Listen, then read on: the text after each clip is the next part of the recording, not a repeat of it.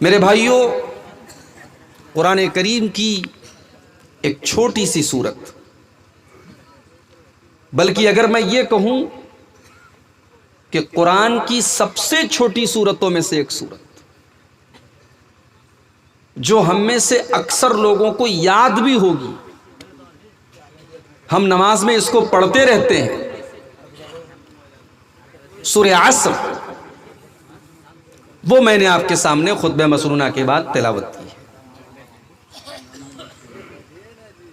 آپ جانتے ہیں کہ قرآن کریم میں ٹوٹل 114 صورتیں ہیں، اور 114 صورتوں میں سورہ عصر 103 نمبر کی صورت ہے، اور اس کے اندر ٹوٹل 3 آیتیں ہیں، اور اس کے اندر 14 شبد ہیں۔ اس سورت کے اندر 14 کلمات ہیں، 14 الفاظ ہیں، اور یہ سورت اتنی امپورٹنٹ ہے، اتنی مہتوپورن ہے کہ امام شافعی رحمت اللہ علیہ فرماتے ہیں کہ اگر اللہ تبارک و تعالیٰ نے پورا قرآن نہ اتارا ہوتا، صرف اس ایک سورت کو اتارا ہوتا تو بندوں کے لیے کافی ہوتی۔ اس ایک سورت کے اندر اللہ تعالیٰ نے اتنی اہم باتیں، اتنی ضروری باتیں بیان کی ہیں کہ اگر قرآن کی باقی 113 صورتیں نہ ہوتی اور صرف یہ ایک صورت ہوتی تو امام شافعی جیسا عالم دین اور امام کہہ رہا ہے کہ کافی ہوتی۔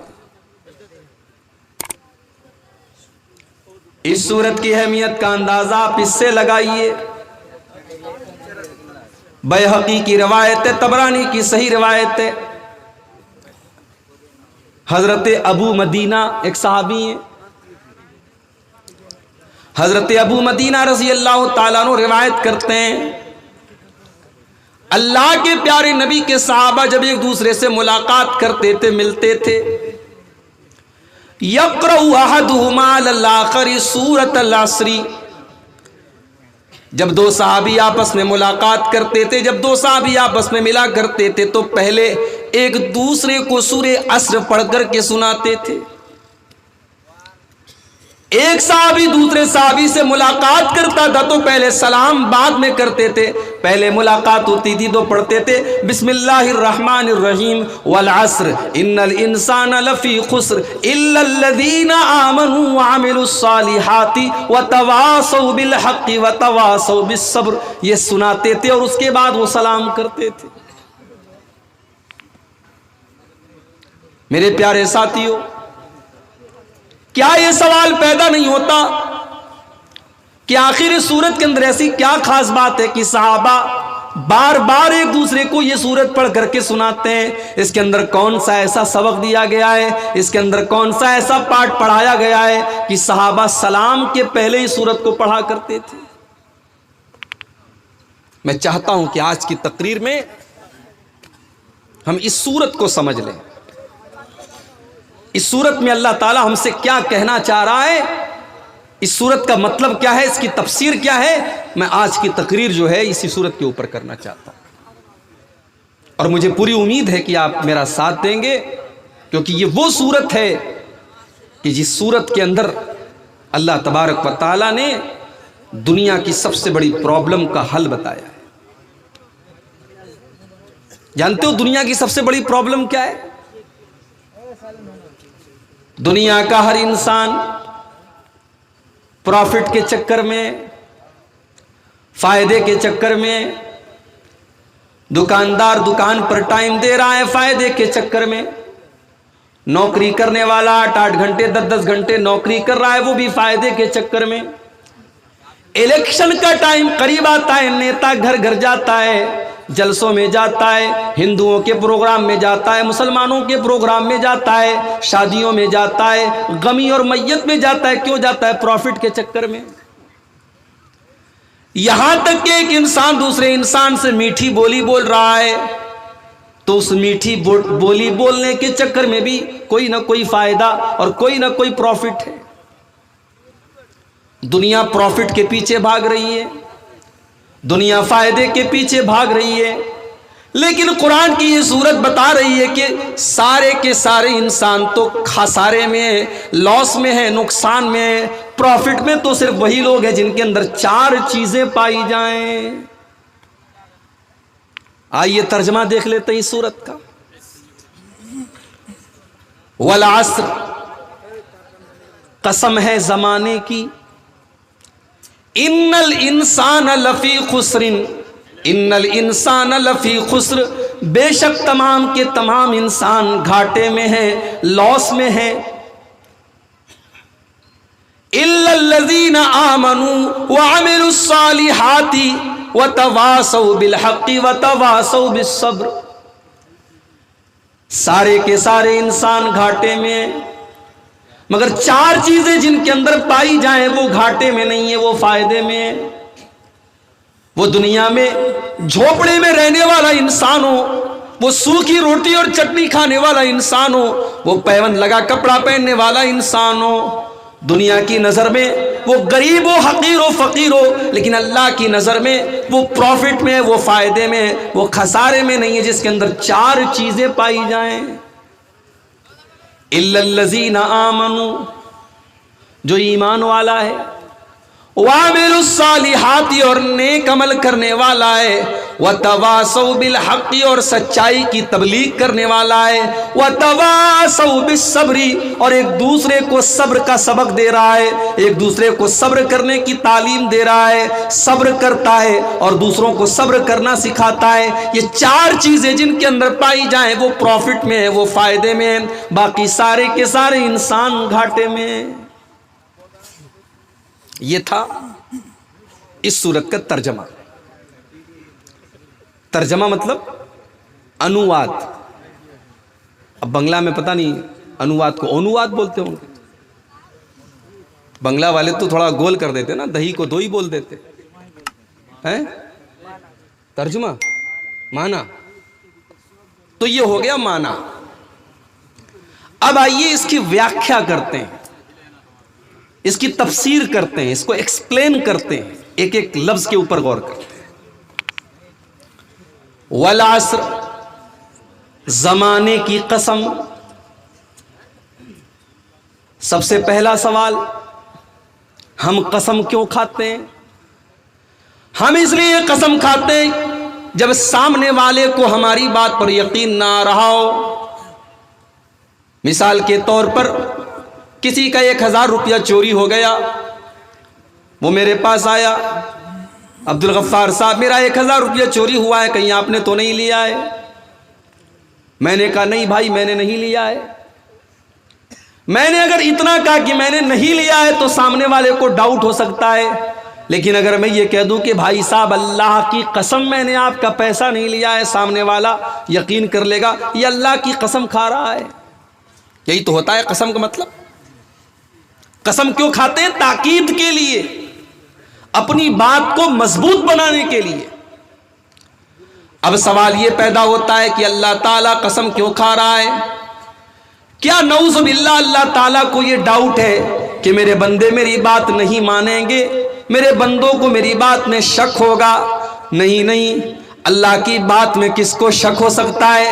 اللہ تو اپنے قرآن کی شروعات میں کہتا ہے الف لام میم ذالک الکتاب لا ریب فیہ ھدی للمتقین۔ میرے بندو یہ جو کتاب تم پڑھنے جا رہے ہو، جو تم قرآن پڑھنے جا رہے ہو، لا ریب فیہ، اس کے اندر کوئی ڈاؤٹ کی، کوئی سندے کی، کوئی شک کی کوئی جگہ ہی نہیں ہے۔ اس کا ایک ایک حرف سچا ہے، اس کا ایک ایک شبد سچا ہے، اس قرآن کے اندر کوئی شک نہیں ہے۔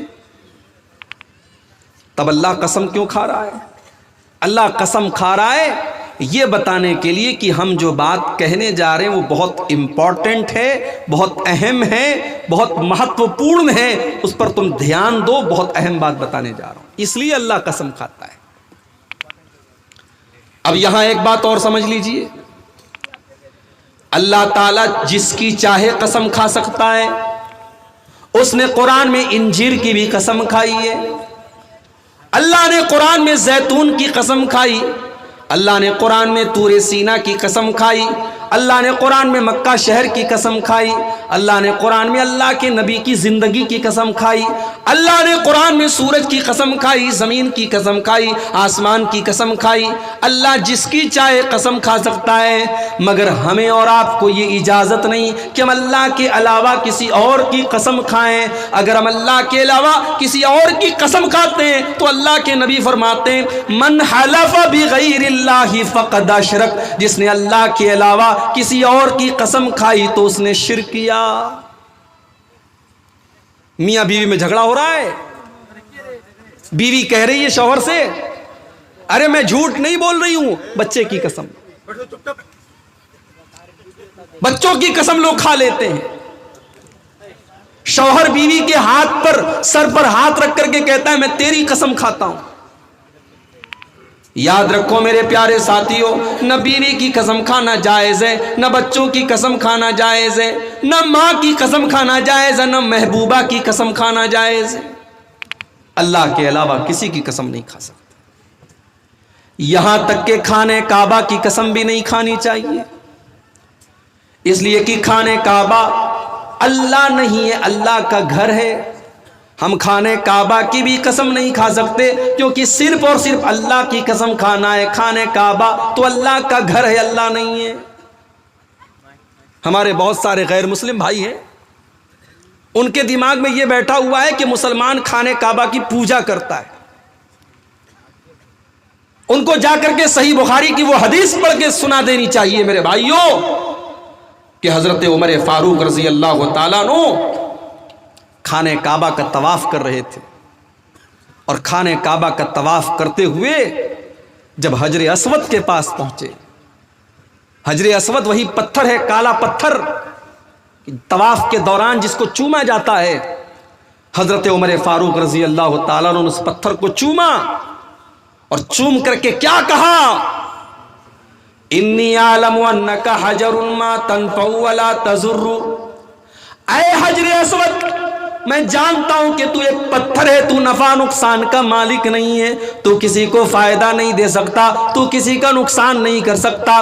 اگر میرے نبی نے تجھے نہ چوما ہوتا تو میں تجھے نہ چومتا، کیونکہ تجھے چومنا میرے نبی کا طریقہ ہے، میرے نبی کی سنت ہے، اس لیے میں تجھے چوم رہا ہوں۔ حضرت عمر نے دنیا والوں کو سندیش دے دیا کہ مسلمان حجر اسود کی پوجا نہیں کرتا ہے، اور حضرت بلال نے کھانے کعبہ کی چھت پہ کھڑے ہو کر کے اذان دے کر کے یہ ثابت کر دیا کہ مسلمان کھانے کعبہ کی پوجا نہیں کرتا۔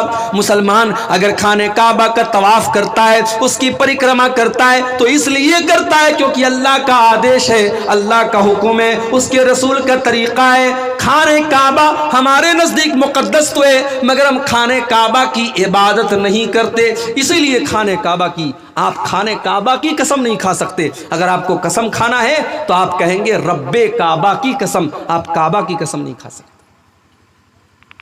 ایک اور مسئلہ یاد کر لو، قرآن کی قسم کھا سکتے ہیں کہ نہیں؟ بولو بھائی، کھا سکتے ہیں کہ نہیں کھا سکتے؟ کھاتے تو ہیں لوگ، بلکہ کھانے کا قرآن کی قسم کو تو سب سے زیادہ اہمیت دی جاتی ہے۔ بھائی بھائی میں جھگڑا ہو جاتا ہے، اگر کوئی بھائی قرآن اٹھا کر کے کوئی قسم کھا لے تو پورا زمانہ کہتا ہے یار اس نے قرآن اٹھا کے قسم کھائی ہے، اس کی بات غلط نہیں ہو سکتی۔ یاد رکھو میرے بھائی، قرآن کی قسم کھا سکتے ہیں کیونکہ قرآن اللہ کا کلام ہے۔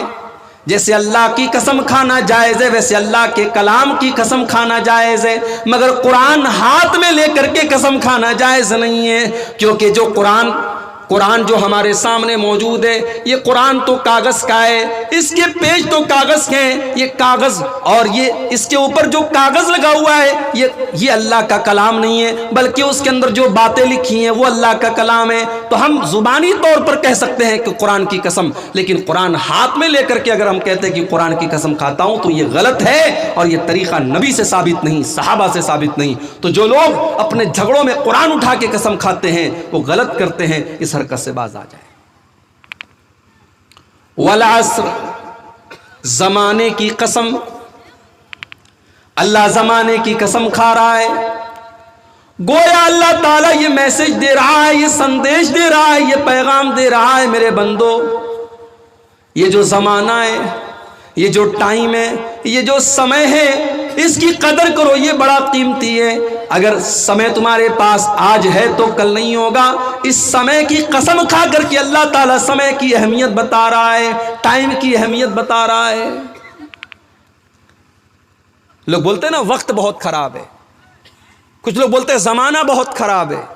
نہیں بولنا چاہیے ایسا، زمانہ خراب نہیں ہوتا، وقت خراب نہیں ہوتا، خراب ہم اور آپ ہوتے ہیں۔ زمانہ تو اللہ تعالیٰ چلاتا ہے، وقت کو تو اللہ تعالیٰ چلا رہا ہے، اس لیے ایسا نہیں بولنا چاہیے وقت بہت خراب ہے۔ بہت سے لوگ بول دیتے نا، کسی دن اگر کوئی حادثہ ہو جائے تو لوگ بولتے تھے پتہ نہیں آج کس کی شکل دیکھی تھی، میری بائک کا ایکسیڈنٹ ہو گیا۔ کاروبار میں نقصان ہو جائے لوگ بول دیتے ہیں پتہ نہیں آج کس کی شکل دیکھ کر کے آیا تھا، میرا کاروبار میں نقصان ہو گیا۔ غلط ہے، یہ چیز حرام ہے۔ کسی کی شکل دیکھنے سے کوئی نقصان نہیں ہوتا، کسی کی شکل دیکھنے سے کوئی حادثہ نہیں ہوتا، اور نہ زمانہ خراب ہوتا ہے نہ وقت خراب ہوتا ہے۔ اسی لیے اللہ کے نبی فرماتے ہیں، بخاری کی روایت ہے، اللہ تعالیٰ فرماتا ہے یوزینی ابن آدم، آدم کا بیٹا مجھے تکلیف پہنچاتا ہے، یسب الدہر، اور آدم کا بیٹا تو زمانے کو گالی دیتا ہے، زمانے کو برا بھلا کہتا ہے، وَأَنَا الدَّارُ، جبکہ میں خود زمانہ ہوں، اقلب اللیل والنہار، زمانے کو تو میں چلانے والا ہوں، رات اور دن کو تو میں چلاتا ہوں۔ جو زمانے کو گالی دیتا ہے، جو زمانے کو برا بھلا کہتا ہے، وہ گویا کہ اللہ تعالیٰ کو برا بھلا کہتا ہے۔ تو زمانے کو گالی مت دو، اللہ نے زمانے کی قسم کھائی، اور اللہ نے یہ پیغام دیا کہ اپنے ٹائم کی قدر کرو۔ میرے نوجوان ساتھیوں، آج سب سے زیادہ اگر کوئی چیز برباد کی جا رہی ہے تو ٹائم برباد کیا جا رہا ہے۔ فیس بک کے اوپر رات رات بھر لگا رہنے والا میرا نوجوان بھائی، اور دن بھر موبائل پر چیٹنگ کرنے والا میرا نوجوان بھائی، بڑے پیار سے، بڑے پریم سے، بڑی محبت سے کہنا چاہوں گا، یہ جوانی فیس بک پر چیٹنگ کرنے کے لیے تو نہیں ملی ہے، یہ یوٹیوب کے شارٹس دیکھنے کے لیے تو نہیں ملی ہے، یہ فیس بک کے ریلز دیکھنے کے لیے تو نہیں ملی ہے۔ یہ جوانی تو اللہ کو راضی کرنے کے لیے ملی ہے۔ اس جوانی میں آپ اللہ کو راضی کر لیں گے، بڑھاپے میں نہیں کر پائیں گے۔ جو جوانی میں آپ کام کر لیں گے وہ بڑھاپے میں نہیں کر پائیں گے۔ اسی لیے اللہ کے پیارے نبی فرماتے ہیں اغتنم خمسن قبل خمسن، 5 چیزوں کی قدر کرو، 5 چیزوں کی ویلو کو سمجھو، 5 چیزوں کے آنے سے پہلے۔ شبابک قبل حرمک، اپنی جوانی کی قدر کرو اس کے پہلے کہ بڑھاپا آ جائے۔ وصحتک قبل سقمک، اپنی تندرستی کی قدر کرو اس کے پہلے کہ تم بیمار ہو جاؤ۔ پاکستان کا ایک نوجوان، اس کا فیس بک کے اوپر فوٹو بھی آیا تھا، باڈی بلڈر تھا، اس کا خوبصورت جسم دیکھ کر کے کوئی کہہ نہیں سکتا تھا یہ کبھی بیمار پڑے گا۔ شاید اس کے جیسا باڈی بلڈر بہت کم دیکھنے کو ملتا ہے۔ ایک طرف اس کی وہ تصویر آئی جس میں اس کے پورے جسم کی نمائش ہو رہی ہے، دوسری طرف اس کو بلڈ کینسر ہو جاتا ہے اور وہ سوکھ کر کے لکڑی ہو جاتا ہے، اس کی شکل پہچان میں نہیں آتی، اور کچھ دنوں کے بعد اس کے انتقال کی خبر بھی فیس بک کے اوپر آ جاتی ہے۔ میرے نوجوان ساتھیوں، آج آپ کے پاس صحت ہے، تندرستی ہے، آپ موج مستی کر رہے ہیں، کوئی شراب پی رہا ہے، کوئی زنا کر رہا ہے، کوئی گٹکھا کھا رہا ہے، کوئی پان مسالہ کھا رہا ہے، کوئی ناچ گانے میں ویست ہے۔ میرے پیارے ساتھی، کس بات کی کیا گارنٹی ہے کہ یہ تندرستی ہمیشہ آپ کے پاس رہے گی؟ اگر آج اللہ نے تندرستی دی ہے، اس تندرستی کی حالت میں آپ جتنی نماز پڑھ سکتے ہیں، کل بیماری کی حالت میں آپ نہیں پڑھ پائیں گے۔ ہو سکتا ہے آج آپ کھڑے ہو کر کے نماز پڑھ سکتے ہیں، اللہ نہ کرے ایسی بیماری آ جائے کہ آپ کھڑے ہو کر کے نماز پڑھنا چاہیں گے مگر نہیں پڑھ پائیں گے، آپ کو کرسی کا سہارا لینا پڑے گا۔ آج بھی دیکھو کتنی مسجد میں لوگ آج کرسی پر بیٹھ کر کے نماز پڑھتے ہیں، اللہ نے ان کو اس لائق بھی نہیں بنایا کہ وہ زمین کے اوپر سجدہ کر سکیں۔ اگر اللہ نے آپ کو اس لائق بنایا ہے کہ آپ اللہ کی بارگاہ میں صحیح سلامت سجدہ کر سکتے ہیں، تو میرے پیارے ساتھیوں، اس نعمت پر آپ اللہ کا شکر ادا کیجئے اور اس صحت کی قدر کیجئے. وصحتک قبل سقمک، اپنی تندرستی کی قدر کرو اس کے پہلے کہ تم بیمار ہو جاؤ. وغناک قبل فقرک، اور اپنی دولت کی قدر کرو اس کے پہلے کہ تم فقیر ہو جاؤ. اگر آج اللہ نے نوازا ہے، اگر آج اللہ نے دولت دی ہے تو اس دولت کی قدر کرو اور اس دولت کو اللہ کی راہ میں خرچ کرو. غریبوں کی مدد کرو، یتیموں کی مدد کرو، بے سہاروں کو سہارا دے دو، غریبوں کو کمبل دے دو، بے سہاروں کو سہارا دے دو. ہو سکتا ہے کہ کل آپ کو سہارے کی ضرورت پڑ جائے، آج آپ دوسروں کو دینے کے لائق ہے. اللہ نہ کرے ایسی نوبت آ جائے کہ آپ کا ہاتھ کسی اور کے آگے پھیلانا پڑ جائے. وَغِنَاكَ قَبْلَ فَقْرِكَ، اپنی دولت کی قدر کرو اس کے پہلے کہ تم فقیر ہو جاؤ. وَفَرَاغَكَ قَبْلَ شُغْلِكَ، اور